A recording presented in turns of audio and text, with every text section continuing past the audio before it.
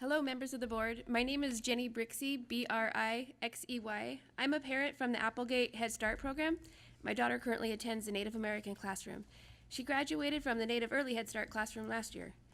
Applegate is home to 3 other classrooms. There has been community built here. The loss of this Head Start is a hard blow to the community all too familiar with displacement. I want to thank you for your commitment to keep our 2 Native classrooms together. This intergenerational learning environment and continuum of care is an essential piece of Native pedagogy. These classrooms honor our children's identity as Indigenous people. They keep our community connected. Portland is the 9th largest urban Indian community in the United States. The Indian Relocation Act of 1956, which encouraged Native people to leave their reservations to find work in cities, is one of the driving forces of this.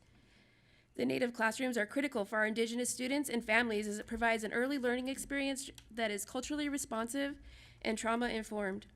It helps families connect with one another and the larger Native community. These culturally responsive programs value cultural identity and education and honor it as a resiliency factor. Community is how we keep our culture alive in an urban setting. Despite gentrification and other systemic oppressions, these communities at Applegate have continued to thrive. When dealing with communities who have been impacted by the trauma of boarding schools, forced relocation and displacement, and overrepresentation in the child welfare system, trust is essential. Transparency and open communication builds trust, not backroom closed-door decisions. Parents at Applegate were blindsided with a letter left in their children's box, not knowing if our Native classrooms will be dissolved and our children assimilated into other classrooms. I want to voice the frustration of other Applegate parents, grandparents, and caregivers who are trying to teach their young ones that they matter, and the difficulty in that when the education system is telling them that they don't. This trickle-down effect of displacement tells us who and what your priorities are.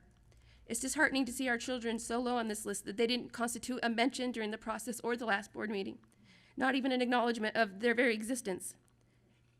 For some of our Head Start children, their classroom and school is the only constant in their lives right now.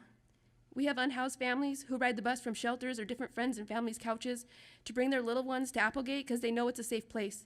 They have a family service worker they can trust and a community who's ready to support them. We want our children to have access to quality educational opportunities so that someday they too could have a chance at being in a TAG program or going to a school like Access. Our Native children are brilliant, vibrant, and resilient, and destined to do great things if we give them the chance. I want to thank you again, Superintendent and Board, for your support of our Native Head Start and Early Head Start classrooms. Thank you.